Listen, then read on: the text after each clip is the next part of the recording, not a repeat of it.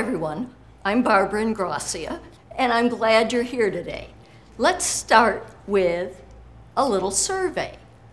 How many of us have a website, a blog, a Facebook page? Anybody? Oh, yeah. Well, that looks like everybody. And so we all have a public presence that's very valuable to us. I have found that because we need to be visible, we need to be careful, of course, with what we put out there. In my work in copyright compliance education, I've identified 10 of the biggest mistakes that small businesses make when they're working with their public presence and in copyright.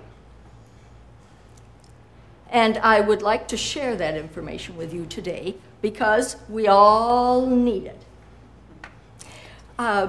So picture this, you know, letter comes in the mail, it's from an attorney, and it's not my attorney. And you know, heart pounding, I tear into it. Dear so-and-so, you have used my client's intellectual property without permission. You must hereby cease and desist this use immediately. You must remove this infringing content from your website and destroy any marketing materials containing it. In addition, you must submit how much money? A large amount of money for having used it.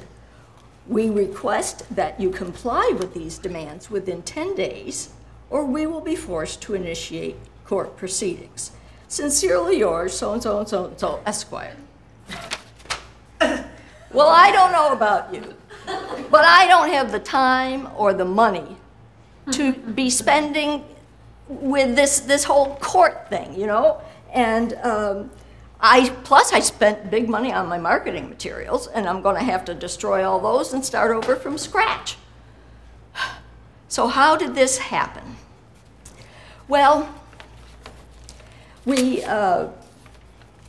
earlier I identified that there were 10 biggest mistakes, copyright mistakes, that small businesses make.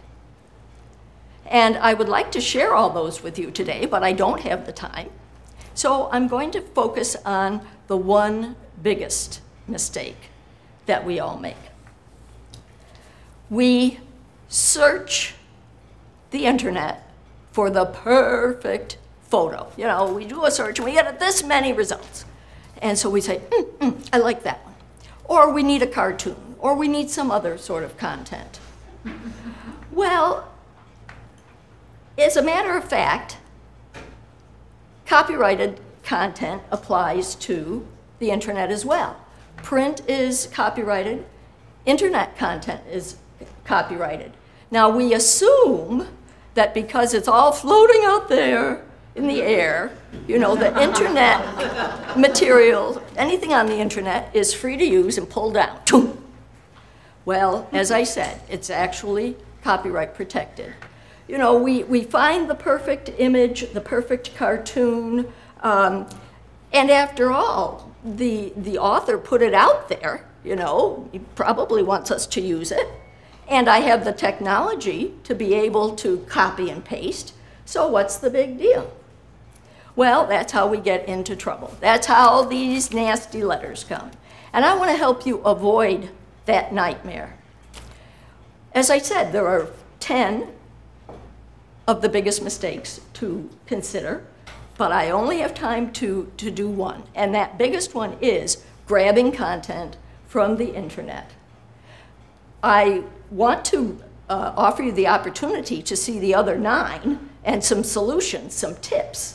So please go to my website at managecopyright.com and sign up on the form to the right, and you'll receive the 10 biggest mistakes, copyright mistakes that small businesses make that can land you in court and how to avoid them. Manage copyright. Don't let it manage you. Thank you very much.